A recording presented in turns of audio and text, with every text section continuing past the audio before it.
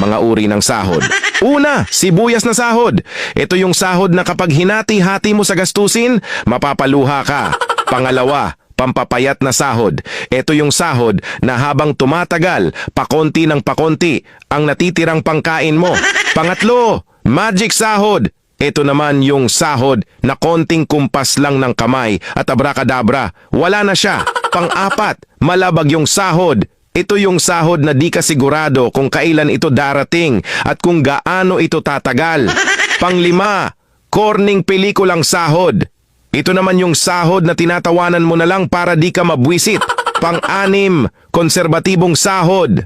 Ito yung sahod na nakakawala ng inspirasyon. Pang-pito, baog na sahod. Ito naman yung sahod na kahit anong trabaho ang gawin mo, wala pa ring kalalabasan ito. Pang-walo, reglang sahod.